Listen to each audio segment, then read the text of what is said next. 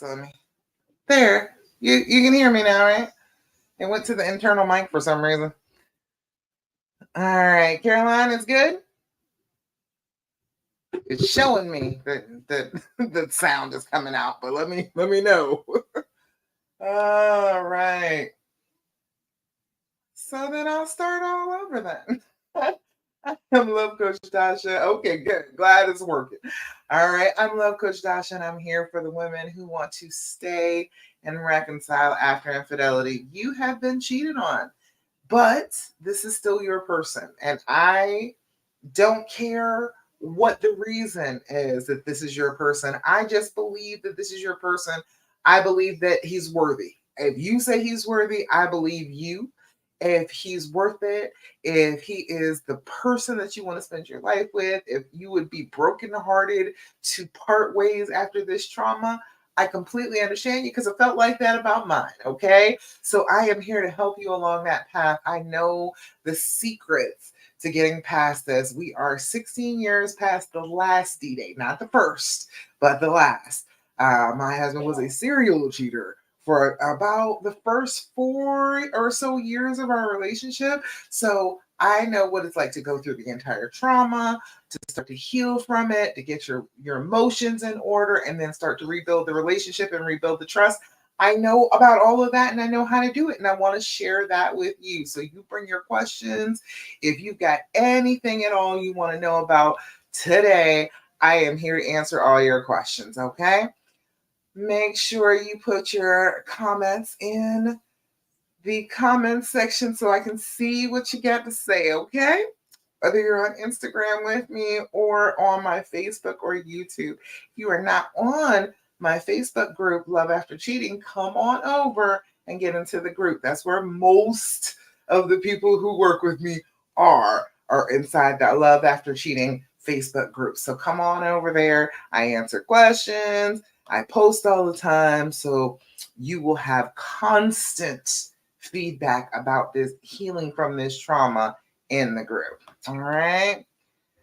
All right. And while I'm talking about getting some help for your reconciliation, for your healing, please pick up a copy of my guide, How to Heal and Reconcile After Infidelity. It goes through the steps of my dreams formula, which is all the things that I heard from other people and it didn't work. So I flipped it around and did it a different way and it worked.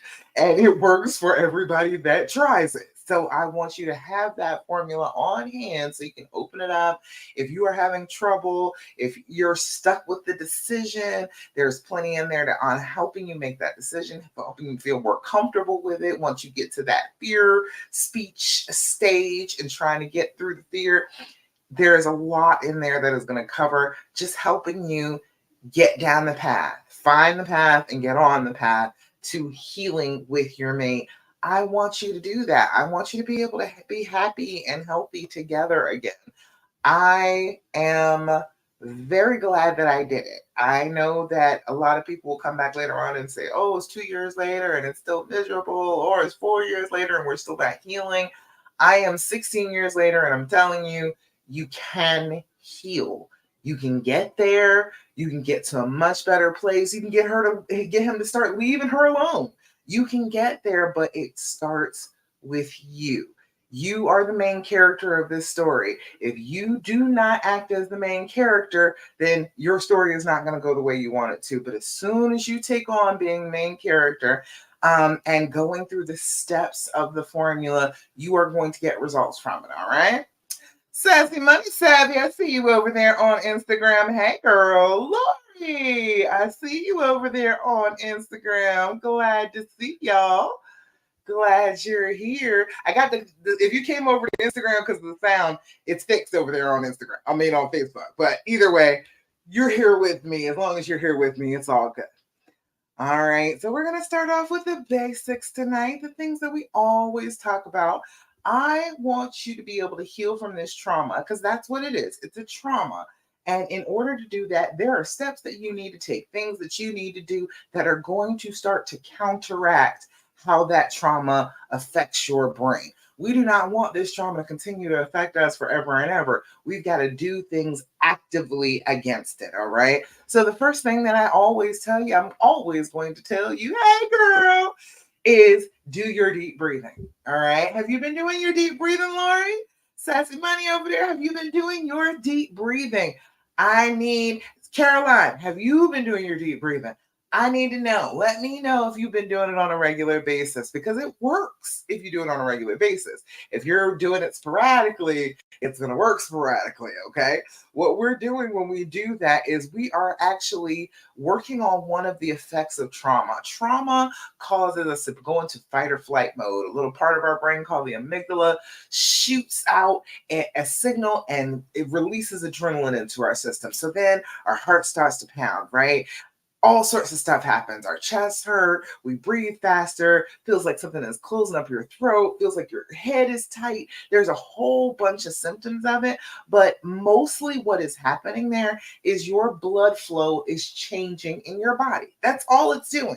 That fight or flight response sends the blood flow to your arms so you can fight, or to your legs so you can run away real fast. And just the simple act of regulating your breathing shows your body, no, we do not need to fight or run. We don't even need to freeze. We are not in danger. That is what you are telling your brain when you do your deep breathing. You are letting your brain know that no matter what your amygdala said, no matter how much adrenaline is flowing through your system, no matter how you feel in that moment, you are actually not in danger. You can convince your brain of this just by your breathing because the breathing pattern is different. When you are calm, your breathing is slower, more full. Inhale, exhale. You can usually do that. When you are stressed, you sip the air. You don't really exhale and let it go either. So you've got to be consistently doing the breathing of I am calm so that your body will start to react like that. Lori said, I do, but now it's for a different reason. It helps to deal with just stuff. It does, right? I was doing my deep breathing because I had bad anxiety before any of this happened. I did my deep breathing and I realized when this trauma happened, when he cheated, I realized that my deep breathing from my anxiety days helped a ton with this reaction. And that's what helped me make the connection that, oh, it's just a trauma. It's just anxiety, just like my anxiety attacks were. That's what it is. That is what we are fighting against when we're trying to get past infidelity and we're trying to get to a better place. We're trying to get past fear, trying to get past anxiety. And that works for everything. Oxygen is good for everything. You can get more oxygen, and it is always a good thing. It's going to help with pain, mental and physical. It's going to help with focus. It's going to help with sleep. It's going to help with a ton of stuff because we operate on oxygen. So if you are taking your deep breaths, doing your deep breaths on a regular basis, you are teaching your body that this is the state that we are in. We are fine. Everything is all good. There is no need to be afraid. There's no need to lash out. I am in control. And that's the big thing that we need to get back after this trauma has happened, after this infidelity has occurred. We need that power back. We need that feeling of I control my life again. This is a very small way to do it, but it's a very effective way to do it. So do it. Okay. We're going to do our deep breathing. We're going to do it 3 times all together. But you say you do it sometimes, Caroline. We got to do it frequently, 5 times a day. Okay, Caroline, promise me at least this week, just this week, and then come back next week on Thursday and tell me if it works for you, if it helps you feel better. Because Lori's been doing it. She's doing it consistently because it works for everything. So come back in a week. Do it 5 times in a row, 5 times a day. Set an alarm in your phone. Do it every time the alarm goes off. You are going to feel better. Okay. You're going to feel like you come down a couple levels. All right. So we're going to do it 3 times just for the sake of time on the live, but we're going to go make that noise, exhale as much as we possibly can out of our lungs, try and empty them out. Then we're going to inhale for a count of 4. Doesn't matter if it's through your nose or through your mouth. Generally, I will say do it through your mouth while I'm doing the instructions. It's okay if you breathe through your mouth. If you just cannot breathe through your nose, I understand, I got allergies, okay? In for a count of 4, hold that breath for a count of 7. And then we're going to blow out the same way like we're blowing out an entire cake full of birthday candles, okay? When you do this consistently, number one, the counting part of it is helpful. You're activating a different part of your brain than the animal part of your brain that is fearful and that's panicked and that is dealing with the trauma. We are engaging our higher brain functions when we're counting. So both of those things can't be active at the same time. So if you insist upon counting, that part, that reptilian part of our brain has to sit down and be a little bit more quiet because we're counting right now. All right. So that's helpful in and of itself. And then the oxygen itself is helpful. So we need both. All right. So we're going to do our breathe in. I'll count for you. First things first, blow out. Inhale through your nose. 2, 3, 4. Hold it. 2, 3, 4, 5, 6, 7. Blow out. 2, 3, 4, 5, 6, 7, 8. Again. Inhale. 2, 3, 4. Hold it. 2, 3, 4, 5, 6, 7. Blow out. 2, 3, 4, 5, 6, 7, 8. Last time. Inhale. 2, 3, 4. Hold it. 2, 3, 4, 5, 6, 7. Blow out. 2, 3, 4, 5, 6, 7, and 8. How does that feel? Ladies, let me know. How does the deep breathing feel when you do that? Breathing so deeply, letting go of that carbon dioxide. Doesn't your body feel better? Oxygen is good for us, okay? No matter what, even if you do it only once a day, it's still better than doing it none. And if you do it consistently, you will start to get better and better results each time. Okay. I used to work the very first year I was a nurse. I had that bad anxiety and I always did the deep breathing. And I had patients, I worked on a unit where people, where they put the people that had sickle cell anemia. And I had several people that I saw on a regular basis. And I was their favorite nurse because I would sit with them and do deep breathing techniques. Even in that pain of this sickle cell crisis, doing their deep breathing, getting that oxygen into their bodies helps because that's what the problem is when you have sickle cell is your areas of your body are not getting blood flow. So even when you're just doing it in that situation, increasing your oxygen level, it helps your pain go down. It helps with mental pain too. It is very helpful all the way around to breathe. So breathe more often. All right. Put you to sleep, Lori. So with all disease, it will put you right down.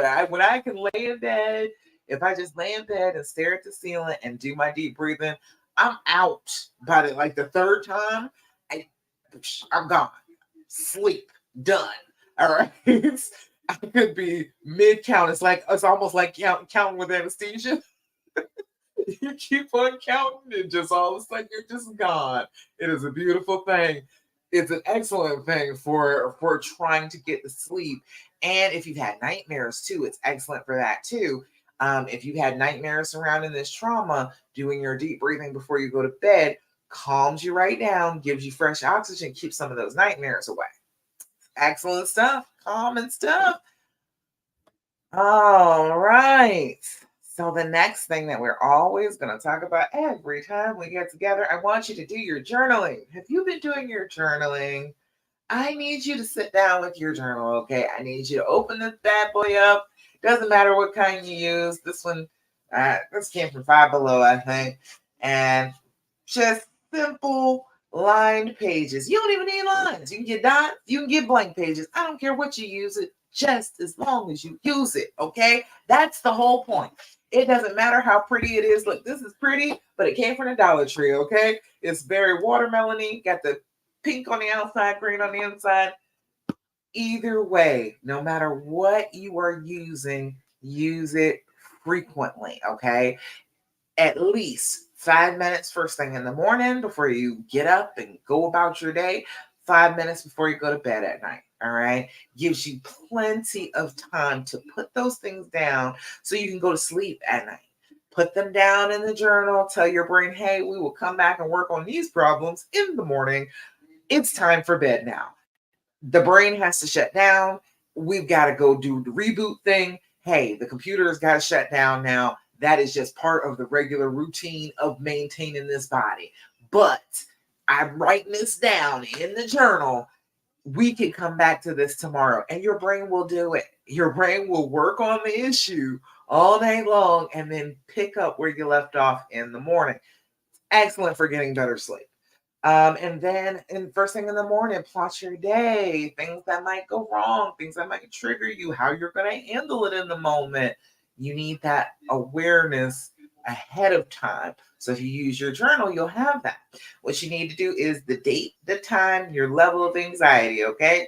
If you're just randomly putting an entry in, especially because it's not the routine time, then it's the time when you're feeling like you need the journaling. If you put the date and the time, you will know when stuff like that happens, when you're triggered, when you're having issues. And then you will know the ones that are just the regular daytime one, the regular nighttime one. And you will also have your level of anxiety. Your level of anxiety goes from 0 to 10. 0 is no anxiety whatsoever. All is right with the world. 10 is I want to rip my hair out, tear my clothes off, run screaming down the street naked. That is how bad a 10 is. It does not get any bigger than that, though. It is a loss of control. And if you are feeling completely out of control of yourself, you're doing stuff like throwing the remote at his head, you're probably at a 10. But you're probably not sitting down in your journal if you're at a 10. So reconsider that if you're about to write that down. Write it before and write it after so that after you get finished with your journal, you can see how much it affected your mood just in that 5 minutes of working on your journaling. Okay. It will prove to you that it is actually doing something. I like proof. I like proof of stuff. I don't want to just be doing stuff just to be doing stuff. I want proof that it will actually help me. That is proof to you that it will actually help you because at the end of the journaling session, chances are your anxiety level has come down from where it was because you use different parts of your brain to think and write. So it's helpful. Your anxiety can never get above a 10. It can never get Godzilla size. It will always be within those confines of 0 to 10. And so that means you can always handle it. It is a 10. It is not at 50. It is not Godzilla destroying the city. It is not. It is just a 10.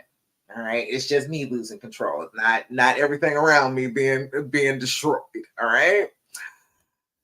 All right, next thing that we are always going to talk about because I need you to remember it is to have an attitude of gratitude.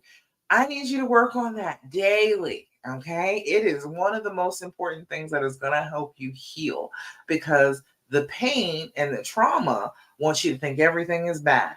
But if you go to your place of gratitude on a regular basis, if you keep thinking about the things that are good and pure and wonderful and make your life better, you won't fall into the trap of the trauma always dragging you into the negative. You will start to break that.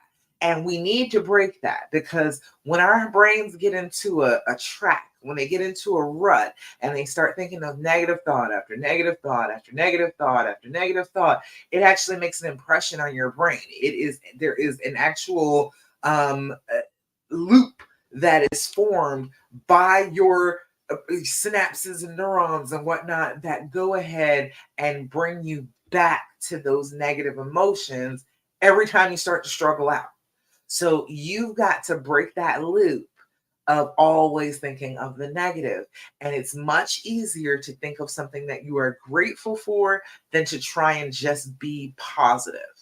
If you can look around your house, everything in your house, you should probably be grateful for. So you can do them individually. I am grateful for this journal. I am so grateful that I found this journal. I am so grateful that this one is starry and pretty. You can find something to be grateful for. Glad that it's in your life, something that uplifts you, something that makes you feel good. If you do that consistently, you will break out of the negativity cycle that your brain wants after a trauma. All right. I hope that makes sense to you. So we've got to start working on that. That's why I do Thirsty Thursday. I want to hear all about the good stuff that is happening to you. So I not just happening to you bad, happening to you good. Okay. So good stuff. Let me know. Put it in the comments. Let me know and let me share what good things have been happening for you. Aquela, hey girl, glad to see you. I hope you have something good. Caroline, you got something good over there? Lori, let me know if you got something good to tell me about this Thirsty Thursday. I want to hear good stuff. It is a good thing to share those good things because it's easy to share the negative things. It's super easy to just go ahead and spew that all over people. But if you start talking about the good things, your brain will remember that you like to talk about the good things with people, and it creates good conversation, and it gives good feedback, and they feel good and you feel good. And hey, we're not feeling terrible right now. So we've got to practice that. You want to be on that day to day, looking for the reason that you can be grateful for something, even a bad thing. It's higher level if you look for it in a bad thing. But if you can look for it and find it in a bad thing, then that means that no bad thing can ever just beat you down. There's no bad thing that can just completely ruin your day, because you will still be able to find the goodness, the thing about it that is good, even in the bad. All right. Taylor 85, I see you over there on Instagram. Hey girl, glad you're here. You got something positive for Thirsty Thursday? Something good happening to you over there, Taylor? Let me know. Put it in the comments. I'm gonna shout you out. All right, let's see. Last thing that I'm always going to tell you when we get together is to stop asking all those damn questions. Okay? I'm going to say it every time until you listen to me. Okay? It is not helping you, it is not healing you. I don't want you to do it. All right? I shall explain why. Same way that I was explaining about all this other stuff, how it helps with the trauma. You need to know that you asking all those questions is a trauma response. Your brain wants to collect information. Your brain said, I was in such terrible danger. I need to collect all the information that I can possibly collect about this danger. When you are doing that, when you are repeatedly asking questions about it, you are in the mindset that he is the danger, and you're going to just keep on questioning him until he somehow becomes neutralized. First of all, not a great way to treat somebody you love. All right. That's not going to heal you. It's not going to make you feel any better, because it's a trauma response. So the more you do it, the more your brain will want to do it. It will convince you that, oh no, you're not safe. It's the same way that you get obsessive about being in his phone. You go and you look at his phone, and then, okay, I didn't see anything, but oh, there's got to be something there. Let me go through his pictures. Okay, no, there's nothing there. Well, let me go through all his apps and see if he's got any messaging apps, see if he's talking to anybody. It gets worse and worse and worse. And that's because with a trauma, you can develop a phobia. All right. It's the same thing that's going on in your brain. You want to repeat an action that makes you feel like you're safe, but you're not actually any safer for repeating that action. Okay. It's a phobia. So we got to recognize that in our brain and refuse to go along with it. Stop asking the questions. Tell your brain, hey, the question that you want to ask, first of all, is not good for me. If he answered this question, it would suck. I wouldn't want to know all these extra details about the things that they did so that I have those images in my head. I don't need that. I'm already devastated enough as it is. Okay, even if I do ask these questions, it's still not going to give me anything to heal. It's not going to give me what I need to be able to heal if I ask all these questions. I am just going to get more and more negative information that's going to make me feel worse and worse and less safe. And then I'm not going to want to be around him. So, brain, I understand you want to ask the questions. I get it, but I'm not doing that. You've got to tell your brain what you want it to do. It's pretty important. You got to start doing that and letting your brain know what it is that you want it to do in this situation instead of just the default, the autopilot that it goes into with any other trauma. You got to start teaching it what you want it to do. Okay? Hope that makes sense to you. So, that being said, I fully understand that it sucks not being able to answer the questions, right? You want to ask all of the questions. It's stressing you out that you can't ask the questions. I get that. I fully understand. So instead of asking the questions that come from the fear and come from the pain and come from inside your head, let's not do that, okay? Ask better questions. This is the and, THEAND, the and.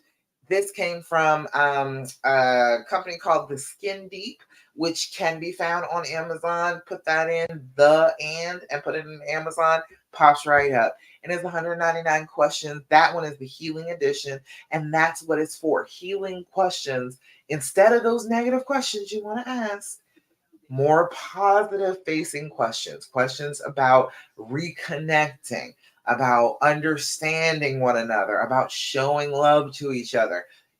That is a better choice of question if you're going to ask one, okay? Just not asking the question is helpful.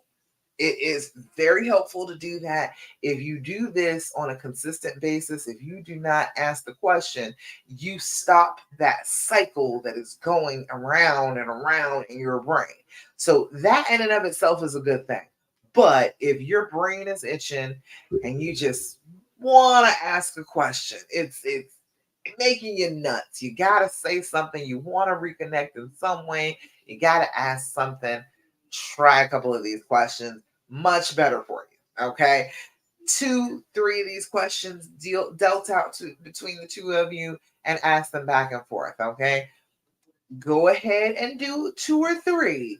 Do not go beyond that because these should be a little deeper. When we start answering these questions, it should lead to other conversation and everything. So let's not overwhelm each other with too many questions. 2 to 3 is good. All right. So I'll give you 2 to 3. Isn't that a good one right here? What do you cherish most about our connection? Wouldn't you rather know that than what positions they had sex in? Wouldn't you rather know that? Wouldn't that be a better bit of information to store inside your brain than the questions that you want to ask? I think so. All right. What do you cherish most about our connection? Next one says, what do you think you'd be doing right now if we had never met? Wow, that's an interesting one. I'd probably be divorced by now if we never met.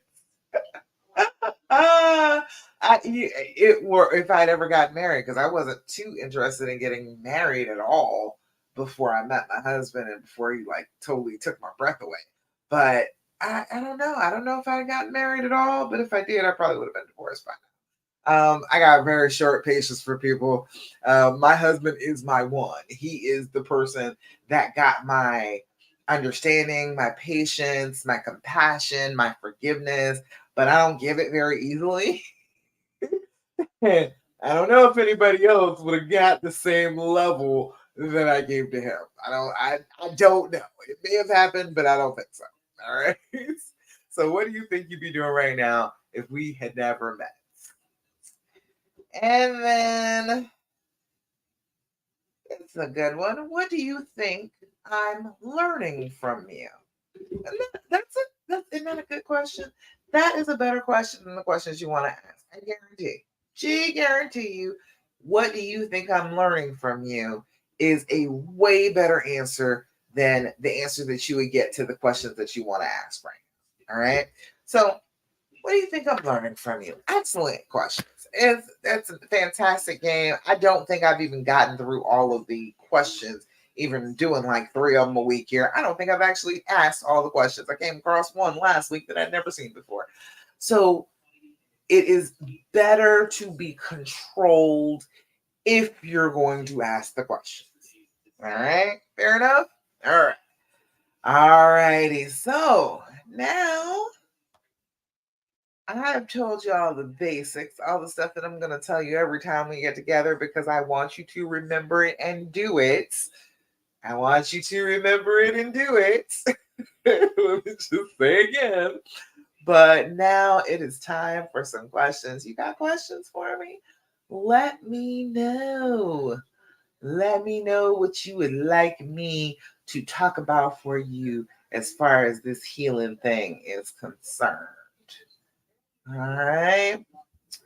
I was telling you all a bit about the stages of healing taking about 26 to 30 months.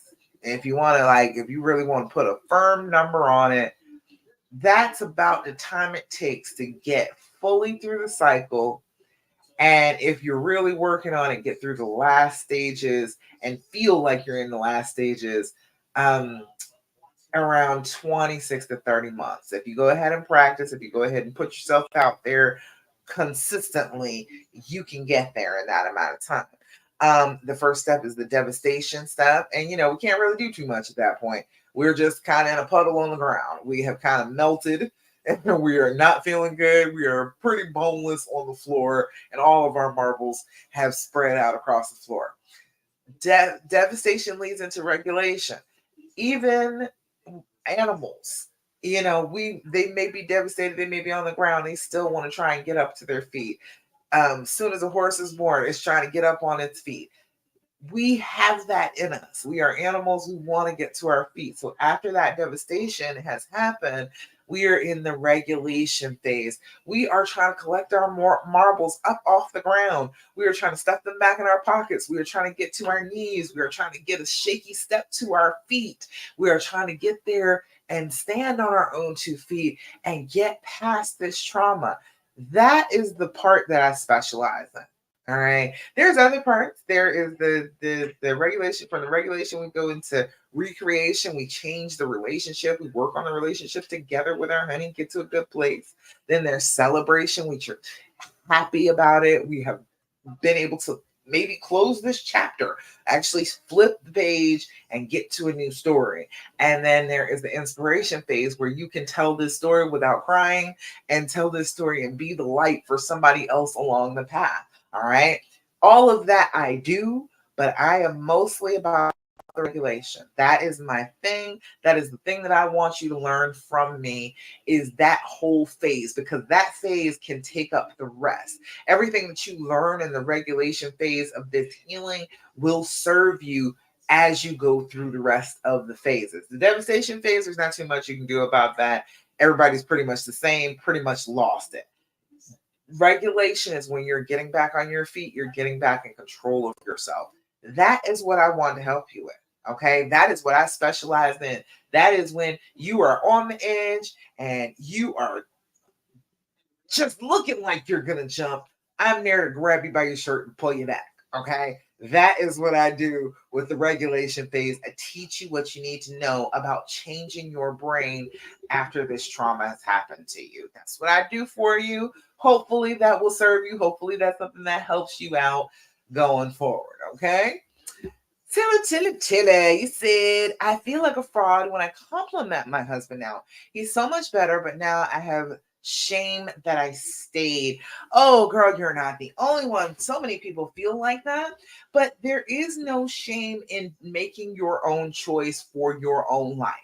You decided that, number one, this is somebody you feel strongly enough about that you thought that you could forgive them and move forward and reconcile with them after they had done something so terrible. That's a pretty strong relationship. If you have somebody like that, there's no shame in deciding that that is valuable and going ahead and trying to work with it. Okay. There's no shame in that. That's sensible.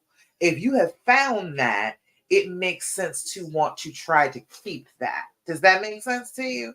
I don't feel like you should feel ashamed about following what your heart is telling you to do, because that comes from your heart. You staying doesn't come from anywhere else. People think that oh, it's financial, oh, it's the kids.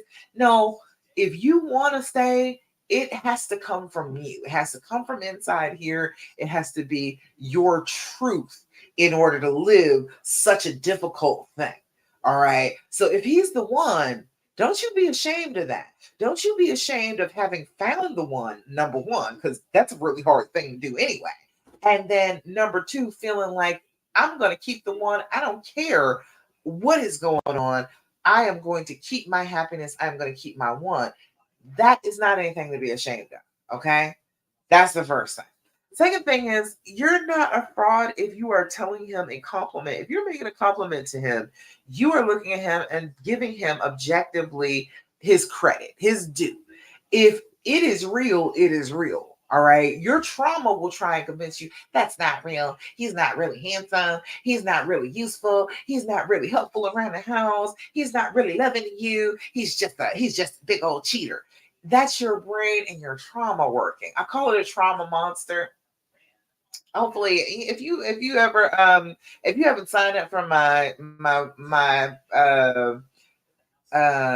guide yet, and when you sign up for the guide on the thank you page, there is a webinar that I do, and I talk about the trauma monster. I talk about how it's whispering in your ear and affecting your body and messing with you.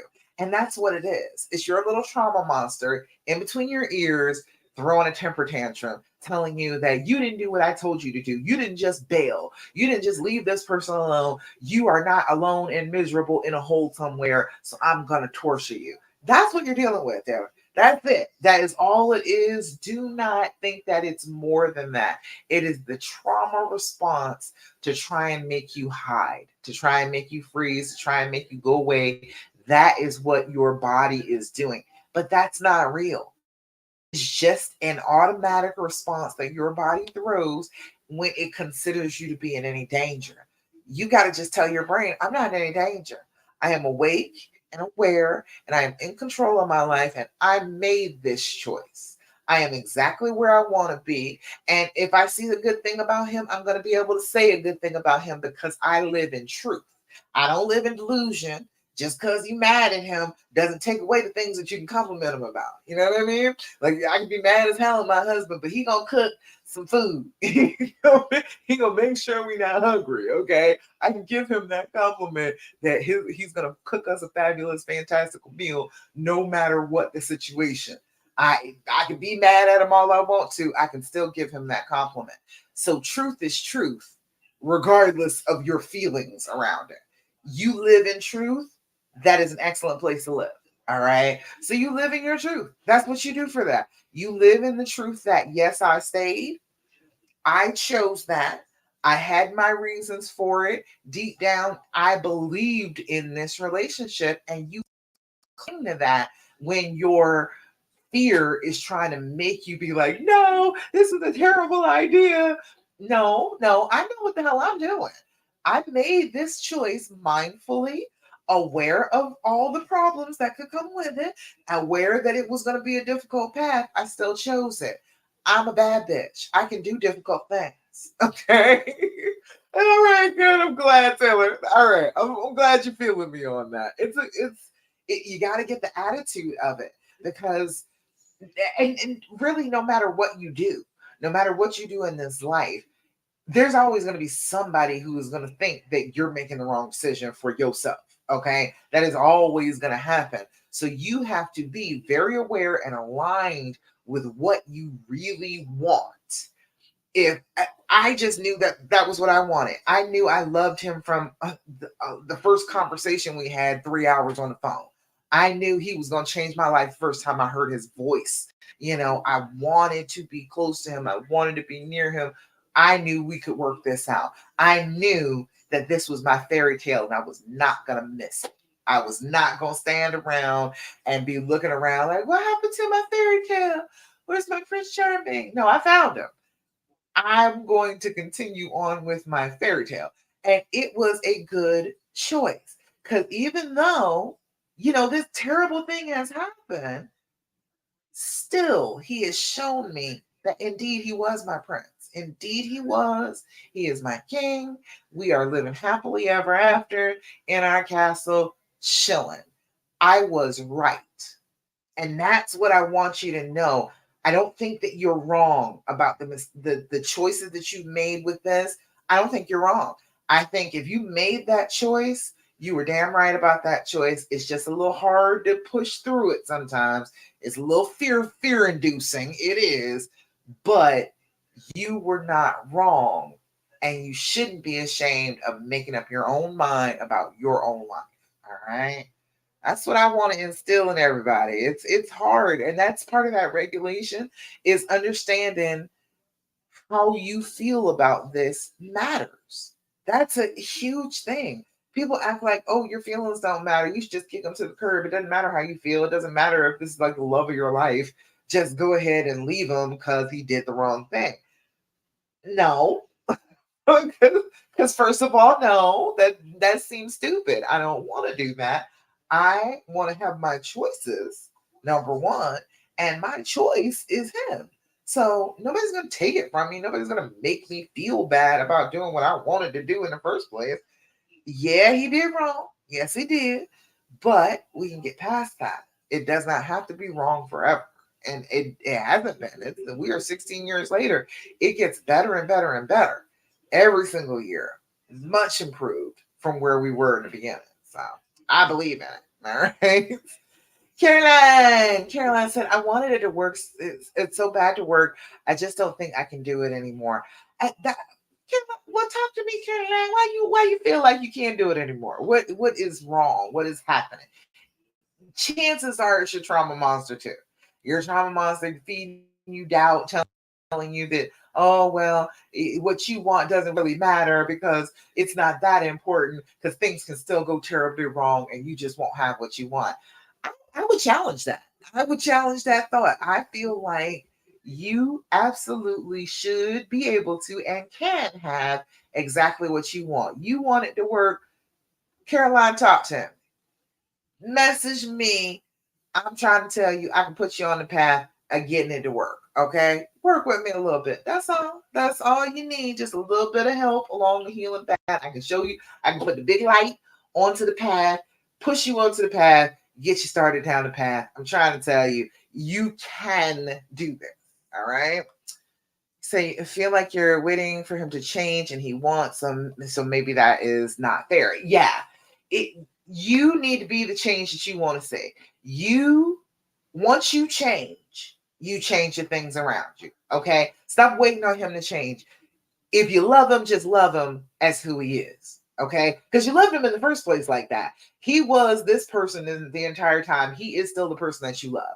So just go ahead and love him the way he is right now, and you work on your own change. You regulate your emotions. You start to heal and feel better. He is going to follow you along that path. Okay? So I feel like, yeah, he won't. So maybe that's not fair. That's all you're gonna need to do. You work on your own change. Caroline, message me, girl. We can get on a call and give me an hour. We can do some things. We can get you a plan in action. You can get on the healing path. Don't worry so much about him changing. Right now, you aren't feeling great. So you're the one that the change needs to center around. You're the one having a hard time. You're the one feeling some kind of way. It only makes sense for you to change. I know in your head, the trauma monster is saying, but it only makes sense for him to change then if I'm unhappy with him. Okay? Happiness is an inside job, though. Your trauma monster is telling you your happiness is going to come from outside you. That's a lie. That monster is telling you that because then you won't search for the happiness where it actually is. And then you'll continue to be distressed and feeling like you can't get what you need from him because you're looking for something he does not have. He doesn't have your happiness. He does not have it. Even if he did all the changes. Caroline, I hope somebody is on right now or can comment in the comments and let you know that even when they do all of the things, they're changing, they're transforming, they are doing all of the things that they're supposed to do when they are trying to show you that they want to reconcile with you, that they want to fix it. If he's doing all the things and you haven't gotten to the place where you can heal, it's not going to matter. It matters not. Whatever he does not matter at all unless you are in a place to actually receive it. So they can do all the changing, but if you're still hurting, if you haven't started to heal, then you're not going to be able to receive it anyway. And so then that's a whole bunch of wasted effort. You're seeing it, but it's not actually reaching you. So what good is it doing? So we got to work on ourselves. We got to work on getting the peace. We got to work on finding the healing path, moving forward. So I think I just want to feel respected and cared about. Well, first of all, respect and care about what you want. That's the first thing. If you want him to change, if you want the entire relationship to change, you've got to respect yourself that that can happen and care about yourself enough that you believe in it happening, that you know that it can be a thing for you. Your trauma will try and convince you that you don't deserve it, that it's just not even possible for you to feel any better, that it's not possible for it to be real.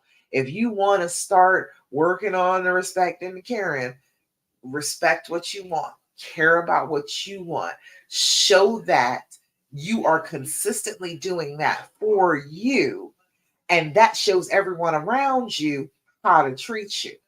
Nobody knows how to really respect you or care about you the way you need them to unless they see you do it first. So be working on that. Be respectful about what you want. What you want is to be happy. You want this to be a healthy relationship. You want to feel loved and cared about. You want to be able to be loving and be caring. That is all doable. That is all possible. I'm trying to tell you. Go ahead, get on call with me. Message me, Caroline. We gonna get on a call, okay?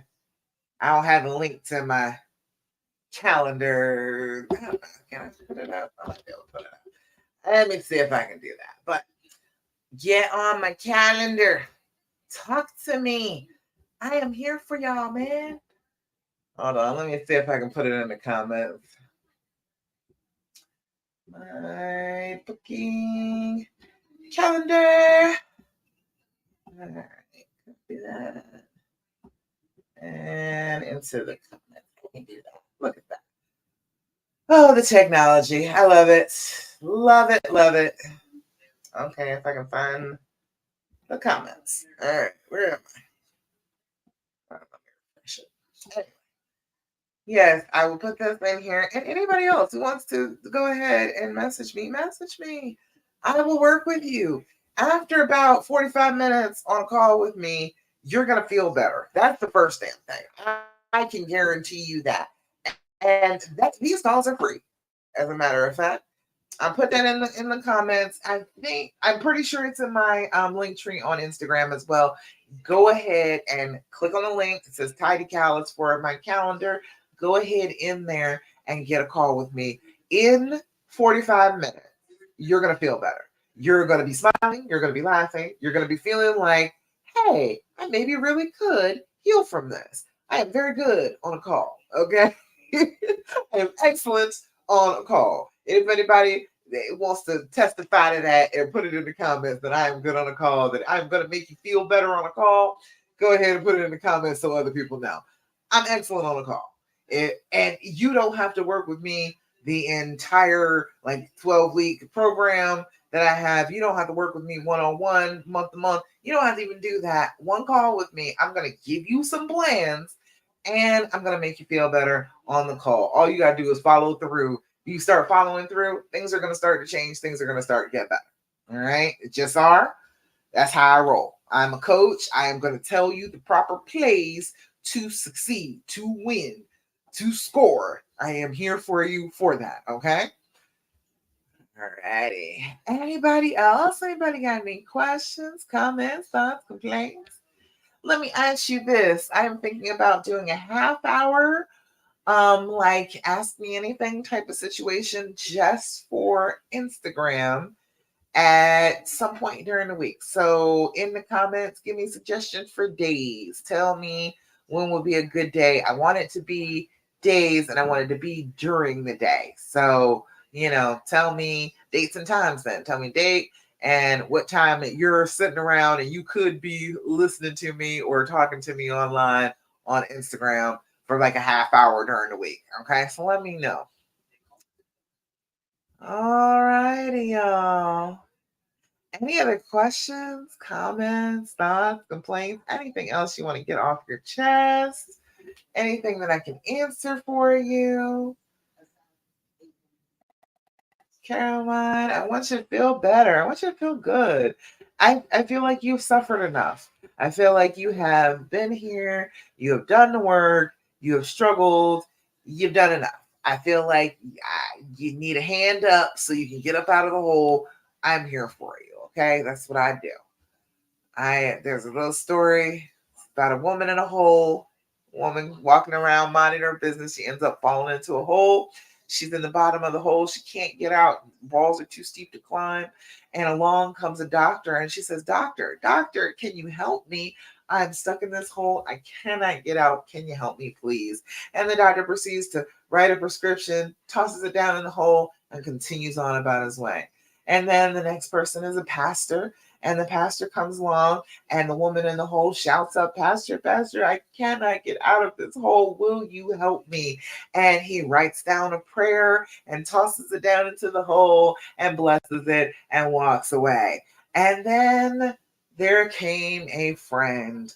A friend comes along, and the woman in the hole shouts up, My friend, I'm so glad to see you. I am stuck. I am down here in this hole. I cannot climb the sides. I cannot get out. Help me. And the friend proceeds to jump into the hole right alongside her. And the woman starts to freak out. And she says, Oh my God, why did you jump down here? Now we're both trapped. We won't be able to get out. And her friend looks at her and says, It's all right. No problems. I've been in this hole before. I know the way out. All right.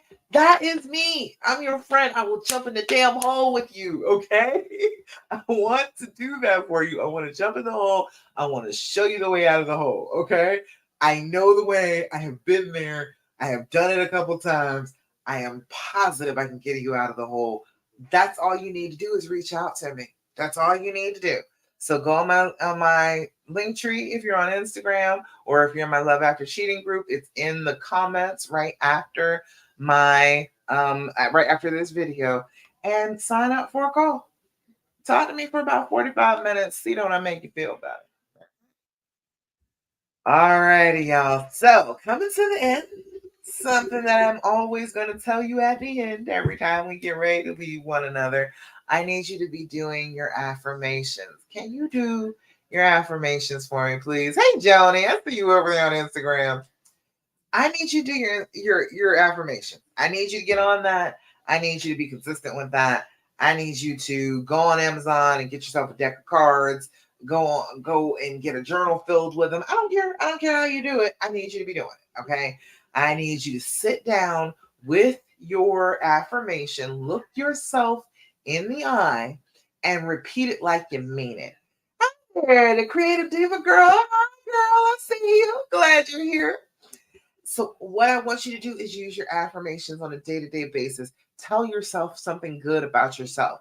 I know that your brain on this trauma, your little trauma monster crawling around in there, is trying to tell you you're awful, you're terrible. There had to be something wrong with you that made him do this and not his own pain.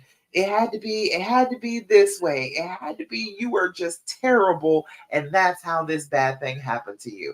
I am here to say that little trauma monster is lying to you. Okay. You are beautiful. You are gorgeous. You are compassionate. You are loving. You are forgiving. You are everything, girl. You are fucking everything. Okay.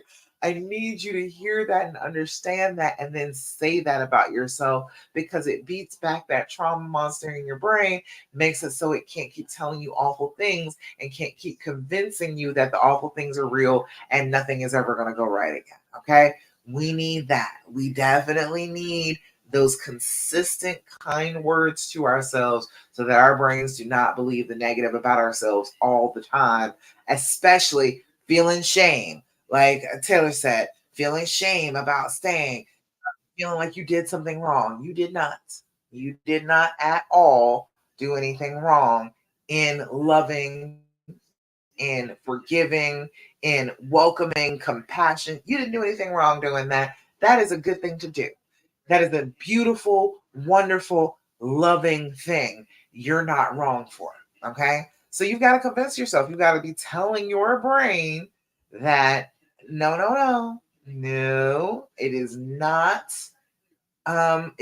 real. I am wonderful. I've been wonderful. This is just a bad thing that happened to me. Okay. So look yourself in the eye and repeat after me like you mean it with all your heart. Okay. All right. This one says, today I am kind. Today I will make this day count. I will do something kind for someone. So today I am kind. All right. If you look yourself in the eye and repeat that back to yourself, what you are doing is creating memory. You are creating what your brain thinks of you. You are telling your brain, hey, brain, this is important. I am wonderful. I am kind. Yes, we need to believe that about ourselves. We do not need to believe any of the negative stuff. We need to believe that good stuff. All right. Oh, people trying to put up call it uh scam posts in my doggone group. I see them right now. They're doing it right this second. It's amazing. And they come in and immediately start plastering the walls, talking about narcissistic partners or going through its phone. All of that stuff is fake. Don't believe any of that. Okay.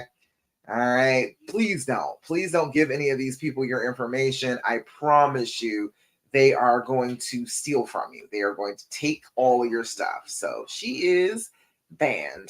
There we go. Ban all the future accounts too. Nope. Take that down. remove. Okay. All right. Oh, hey, that was a good question. On Memory Monday, I was talking about how um what was I saying? I was saying that the that you remember the moments and you got to allow those good moments to come. And I got a really good question from Snow. Snow said, how do I stop thinking all of our past memories were fake? I'm going to say that right before I go. And I made sure to tell her that you've got to remember that. Oh, where's my comment? I'm not in the top comments. Isn't that amazing? Okay, all comments. There we go. I told you that you got to remember that you were there. You participated in these things. Your brain will try and tell you a lie. Your brain will try and tell you that it's not real. You didn't actually go through this. You're just stupid. You couldn't possibly understand what was going around you. And that's just not true. You were very aware. You were very perceptive. Okay. So I said, by grounding yourself in reality is how you do it. Your perception makes up your reality. You experience all of those memories together. You were there. You were present. You participated. Think back on the memories and pull up sensory details of them. What you saw, heard, touched, tasted, and smelled. And tell your brain that those things were not made up. They were shared between the two of you. That trauma wants you to make you disbelieve reality. So it's easier to make you believe that terror is just always around the corner. But what you lived is still what you lived. Don't let the little trauma monster in your brain make you believe beautiful moments weren't beautiful because they were. Um, Also, your gratefulness practice. Being grateful helps you ground those memories too. When you go back and you think about all the things that you could sense in that moment, connect that to your senses and be grateful for it. So be grateful that that particular moment was conducted in the bright, warm sunshine, or be grateful that you were able to hear his voice, or be grateful for feeling the feeling of holding one another's hands. Be grateful for whatever delicious snack or meal that you shared. Or nothing that you remember, nothing that you experience is fake. It's part of you. It created new pathways in your brain. Even when trauma represses our memories, they still will surface for most people. So your thoughts are not stronger than your own memories. reject your thoughts saying that, oh no, that wasn't real. No, no. I am very aware that was real. I was there. I participated. I know that to be true. Do not let your brain tell you that that wasn't real, that you didn't experience that, because your brain will try to. And then trust what you've experienced so far. You were happy for a reason. Okay. When you do that, when you're consistent about that, it is beautiful. It helps reconnect you to those memories. It helps you to remember why this person was the person in the first place. And you get to that more healed place. Okay. All righty. I think that's it. Let me check, make sure there's no other questions.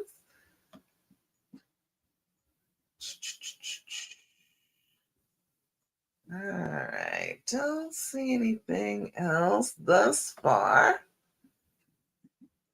You all let me know. My calendar, the link is in the comments and it's on my link tree in Instagram. So I want you to sign up. Go ahead and sign up for a slot. Sit and talk with me. We can talk. We can get to a good place. You can get to a place where you feel like you are able to get what you need out of him. Okay. I know that I always talk about you. Okay. But that's not the point. The point is to change you and then change the world around you. So you start getting the things that you want because you have become in alignment with the things that you want, if that makes sense. Okay. All right. And it's just not trying to show me the page. Okay, fine. Be like that. All right. I think that's about it though. Oh, and coming up next month, we're in August. Next month is going to be the Tricky Triggers Challenge.